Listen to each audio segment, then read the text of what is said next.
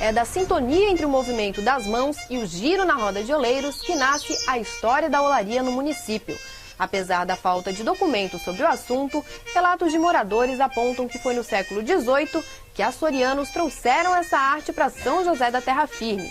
A partir daí, o ofício se espalhou e a atividade de moldar peças de cerâmica se tornou o ganha-pão de muitas famílias.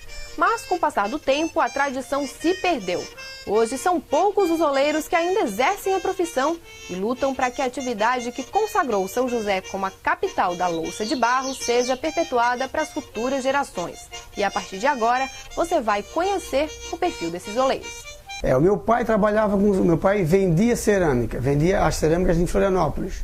Vendia para o meu tio, que era o seu Laudencio, que tinha uma loja, tinha um ponto lá em Florianópolis.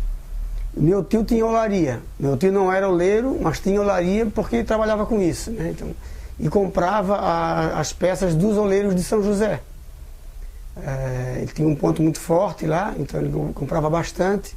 E o meu pai vendia para ele em Florianópolis. Eu lembro muitas vezes de ir lá visitar meu pai, ir lá no ponto. Tem fotos do meu pai lá debaixo da figueira da Praça 15. Então a gente conviveu com isso desde pequeno, né? E até mesmo com o uso das peças em casa, porque na época era muito comum o uso das panelas de barro, fogão a lenha e tudo, né? Então eu cresci com isso. E nesse período em que a olaria chegava ao seu auge, o município ainda não acompanhava o desenvolvimento da tradição. Com as estradas precárias, o transporte das peças era feito pelo mar. As canoas cheias de cerâmica saíam de São José rumo ao mercado público de Florianópolis, onde eram comercializadas por pessoas que compravam dos oleiros e vendiam na capital. Então isso era interessante para os oleiros, porque o oleiro ele não tinha essa visão de mercado. Ele era um artesão. A função dele era produzir, era trabalhar em casa. Ele não queria ter que ir lá vender. Então, o importante era a função dessas pessoas que revendiam, porque eles garantiam toda a produção dos oleiros.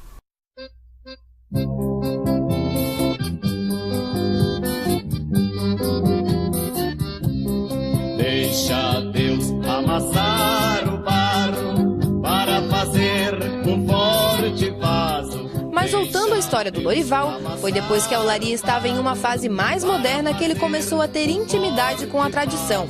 Apesar da convivência com o pai e o tio, a vontade de trabalhar com argila despertou aos 40 anos. E quando eu cheguei na escola de oleiros, que eu fui começar a ter umas experiências com a cerâmica, eu logo percebi, poxa, que legal esse trabalho, meu pai sempre trabalhou com isso, eu nunca prestei atenção nisso. E logo percebi que era um produto muito importante, que estava passando por uma fase também assim meia crítica, meia complicada, que tem que ter uns olhos atentos a isso. Comecei a prestar atenção e resolvi mergulhar mais a fundo nisso. O meu pai, quando eu comecei, meu pai já não era mais, já era falecido.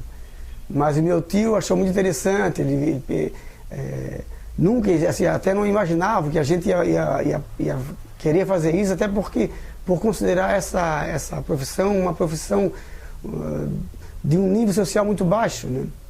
Então, isso foi um dos grandes motivos que tiveram os próprios oleiros a não querer que os filhos viessem a fazer isso, porque é uma profissão muito sofrida, uma profissão considerada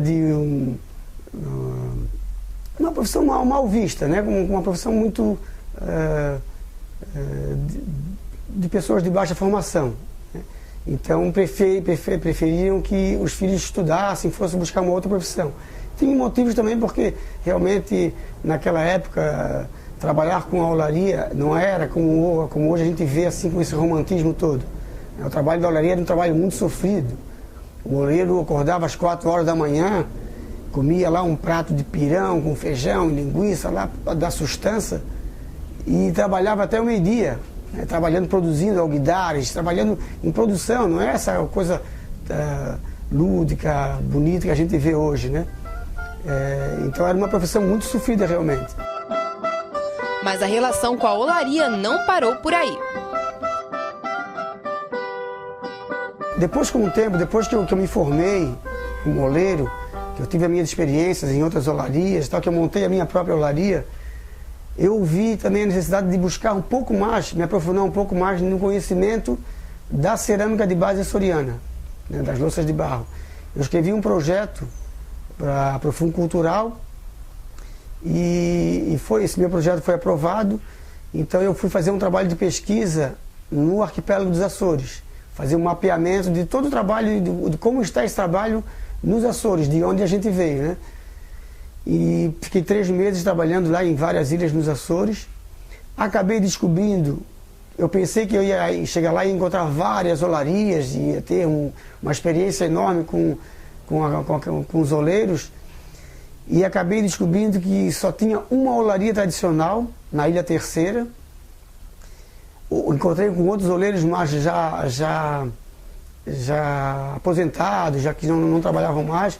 Fiz um trabalho muito grande na Ilha de São Miguel, numa olaria museu, onde eu dei oficina para crianças, para adolescentes, para várias pessoas da comunidade.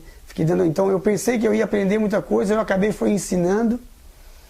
Então descobri, de lá é que eu vi que o que aconteceu lá está acontecendo em São José também. Mas nós temos ainda tempo de salvar ainda melhor isso, graças à Escola de Oleiros, que se mantém já há 20 anos, há 21 anos, a Escola de Oleiros vem mantendo esse trabalho. Então, quando eu cheguei dessa viagem, eu já vim com o propósito de formar, de trabalhar um pouco mais com isso, formar mais novas pessoas. Não imaginava que eu ia trabalhar com a Escola de Oleiros. Por sorte, eu fui chamado para dirigir a Escola de Oleiros, então veio bem a calhar com os propósitos, o projeto que eu tinha. Então agora eu criei esse curso, um curso de formação profissional de oleiros, né, que começou a partir desse ano, no início do ano. E para aprender a arte da olaria não é preciso muito. Lorival que o diga. Ele começou aos 40 anos e hoje já orienta pessoas que têm a mesma vontade. Eu considero assim que se a pessoa já tem uma veia artística, um dom artístico, lógico, ele vai ter mais facilidades, até na criação e tal. Mas eu sempre considero que qualquer pessoa pode aprender esse ofício, tendo vontade, né? Claro que tem que existir uma afinidade, né? A pessoa tem que ser prazeroso, tem que gostar disso, né? Então a pessoa vai ter que se descobrir com isso, né? Com a argila, com o barro, com a queima, com o fogo, com tudo isso que circunda, né, o trabalho da olaria, que é muito interessante. Então qualquer pessoa pode aprender a ser um oleiro. Isso não depende de vocação.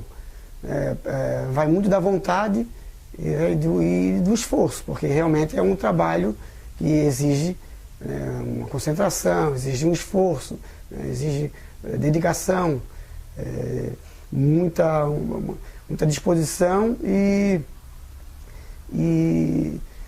a pessoa tem que acreditar muito naquilo que quer, né? Tem que, quando vê o trabalho e perceber que aquilo é interessante, ele tem que acreditar muito que aquilo ali que vai ser interessante para a vida dele. Então, uma vez que ele conseguiu acreditar nisso, com certeza ele pode ser um oleiro. Não depende de ser só ter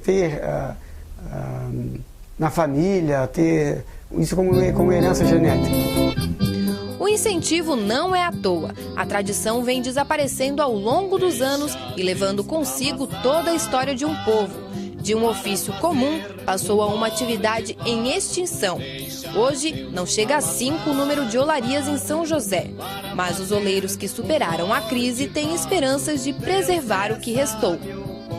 Olha, eu acho que se a gente tiver olhos abertos e muito cuidado para isso, né, os próprios órgãos competentes, como a Fundação de Cultura, que tem dado um apoio muito grande, a própria prefeita tem um olhar muito preocupado com relação à cultura. Eu acho isso aí muito interessante. Se a gente manter isso e fomentar um pouco mais, trabalhar na formação de novos oleiros, mesmo que seja com uma nova proposta, a gente consegue garantir isso por mais algumas gerações. E as próximas depois consigam perpetuar isso, que é importante para a nossa história, né? Então é importante ter essa história viva, né? Eu acho que durante um bom tempo a gente ainda consegue manter viva essa tradição.